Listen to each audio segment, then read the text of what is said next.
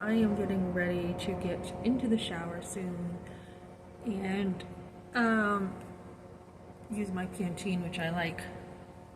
But I want to say something, okay? So to wrap up what I was saying today about the video about my mother with a forced abortion, and said she had a hard life and sixth to eighth grade education. She had a hard life, but was she to blame for the abortion? Yes. And I want to say something else too. Um, we can look back at her past and say, well, sixth or eighth grade education, how could it be her fault? That's not the whole story, okay? That's not the whole story. Yes, she was in an orphanage, but she also, like lots of women back in the day, they did take care of their brothers and sisters. They did. My neighbor Mary talked about taking care of hers.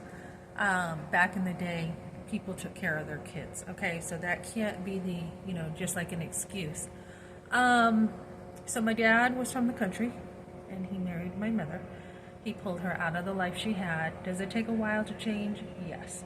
She used to drink, she used to smoke. When she was pregnant with me and my brother, she used to do this stuff. My dad helped pull her out of that. Did she have choices? Did she get help? Yes. She had people to talk to about her mother. She had things, she had help, and she had a choice just like I did to change things. So the thing that was a little bit difficult with this last video, is if she wanted better for her daughter. Usually if you've gone through a hard life, you want better for your kids, and that's what I wanted for my kids. I wanted better. So the very fact that she can complain that, oh, I had this happen and I had that happen, well, then you could have done better for your daughter, is how I feel like my mother could have done much better. You can use an excuse, and yes, she did have a hard life. She did, in a way, do the best that she could, in a way. Jesus says, forgive them, Father, they know not what they do. But he also held people responsible who put him on the cross. I mean, there's no excuse for sin. God does forgive, and we're called to forgive people who have hurt us. So, yeah, my mother could have definitely done better with me. She could have definitely cared. And if you have a hard life, usually you say, I'm going to do better. And that's more than just putting food on the table and clothes on your back. So she's never taken responsibility for putting me through an abortion, killing my kid, doing it a lot, probably for my father, because he didn't really like kids. She told me once she wished she had more kids. I don't think that was true. She was absolutely awful to my brother. She couldn't stand him. She'd be like, get off, get out of my hair, get your, get outside, and, just stuff like that. And some other stuff too. Like a father who, my brother was caught smoking, a lit cigarette thrown down his throat. There was definitely, after I'm pregnant and had an abortion, I'm being thrown around, right? And my mother's like, oh, you deserved it. You deserved it. So she definitely was not, I mean, she did the best she could, but she was not very good to me in many ways. And, a father who, you walk on eggshells, you never can do enough. There's a lot of that to deal with as you get older and you go through it.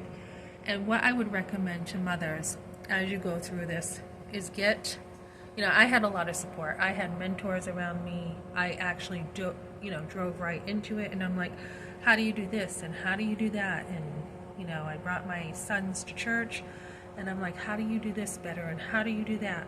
Most mothers, when they come from a mother-daughter dynamic that's really unhealthy, they usually want to solve it and figure it out, not use their daughter, as I was used, as a trophy to, use to make herself, look better or whatever.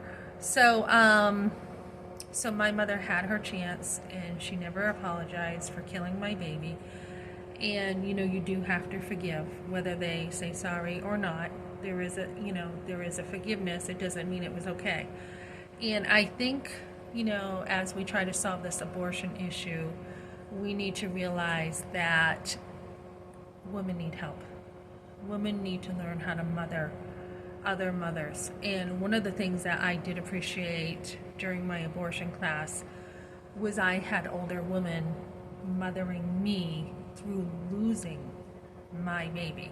So not only had I had mentors to help me mother, but I had mentors who helped mother me here in Colorado through through a killing of a baby. So we need women around us, and I think America needs help teaching mothers how to be mothers. We need help as women all the way up. So that's kind of the direction I'm going with this grant I'm competing for, is in America, mothers having help mothering their daughters and sons, but daughters. So, when you go through it and society doesn't want to hold mothers accountable either and say, why did you allow, your daughter to go through that? Why did you use her? Why did you, pick your husband over your daughter and try to make him happy and give her an abortion over thinking of your daughter and your grandchild? I think we need some conversations in that area too. Grandparents who kill their children.